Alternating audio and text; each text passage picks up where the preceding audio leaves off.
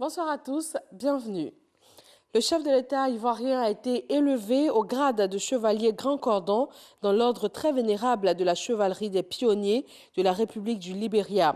C'est la plus haute distinction du pays, un hommage rendu au président Alassane Ouattara par son homologue du Ghana, la présidente Ellen Johnson Sirleaf. Elle salue ainsi l'action du président à la tête de la Côte d'Ivoire et aussi sa contribution au renforcement des relations d'amitié et de coopération entre la Côte d'Ivoire et le Libéria. Le président Alassane Ouattara est attendu demain lundi à Ouagadougou.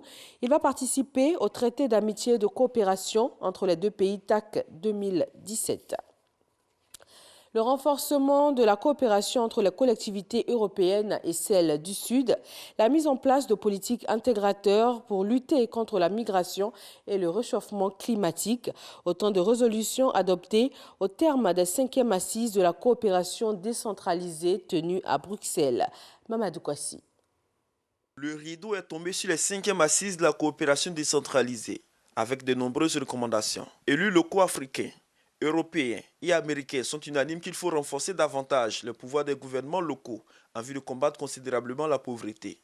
Et l'Union européenne s'engage à poursuivre sa politique de financement de projets de développement en faveur des collectivités territoriales africaines, surtout dans le domaine de la lutte contre la migration et le réchauffement climatique. Notre objectif ultime est celui d'être plus efficace, plus pertinent dans nos efforts communs dans l'objectif de l'éradication de la pauvreté. Et au sein de l'Union européenne, beaucoup de régions et de villes sont devenus acteurs clés en partageant une partie de leurs ressources financières, mais surtout leur savoir-faire, leurs expériences, leurs meilleures pratiques dans divers domaines majeurs du développement.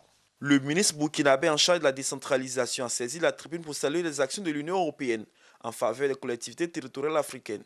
Il promet une campagne auprès de ses pairs africains pour faire de la décentralisation financière une réalité dans nos États. Et les gouvernements centraux devraient pouvoir travailler à les appuyer à travers donc, le transfert des compétences et le transfert également des ressources et des patrimoines. J'ai pris l'engagement ici donc, de voir la possibilité qu'il existe, nous, en tant que gouvernants, d'appuyer les collectivités territoriales.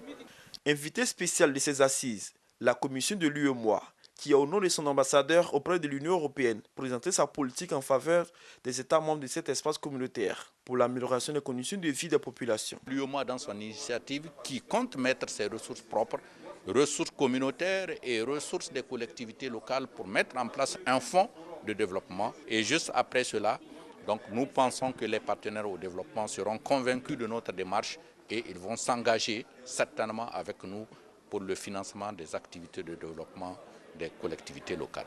Les participants sont donnés rendez-vous à Abidjan au mois de novembre prochain pour faire porter leurs préoccupations qui constituent un axe essentiel du sommet Union européenne-Afrique. Dans le domaine des ressources animales, lancement de la campagne nationale d'insémination artificielle. La Côte d'Ivoire a décidé de recourir à cette technique scientifique afin d'améliorer la productivité des cheptels, car la production nationale couvre environ 50% de la consommation en viande et à peine 17% des besoins en produits laitiers. Autonomisation de la femme, la ministre de la Femme, de la Protection de l'Enfant et de la Solidarité a rencontré les organisations féminines du pays. Maria Toukone a discuté avec ces femmes de leur réalité quotidienne, de leurs réussites et aussi de leurs difficultés, afin d'apporter des réponses durables à leurs préoccupations. Le gouvernement ivoirien veut se doter d'un outil pour avoir une vision plus globale de la situation de l'emploi en Côte d'Ivoire. Le ministère de l'Emploi et le Bureau international du travail ont présenté le rapport d'une étude provisoire sur la question. Au Sénégal, un mouvement de foule au stade Demba Diop de Dakar a fait 8 morts et au moins 60 blessés. La bousculade a été provoquée par une bagarre entre supporters lors d'un match de coupe de la Ligue sénégalaise. Toutes les manifestations sportives et culturelles sont suspendues dans le pays jusqu'à nouvel ordre. Le président français appelle à une reprise des négociations en vue d'une solution à 2 États, Israël et Palestine. C'était lors d'une déclaration commune à l'Élysée avec Benyamin Netanyahou, chef du gouvernement israélien. Pour Emmanuel Macron, Israël et la Palestine doivent vivre côte à côte dans des frontières sûres et reconnues avec Jérusalem comme capitale. Et c'est tout pour ce Flash Info. Merci de nous avoir suivis. Très bon dimanche à tous. Afrique.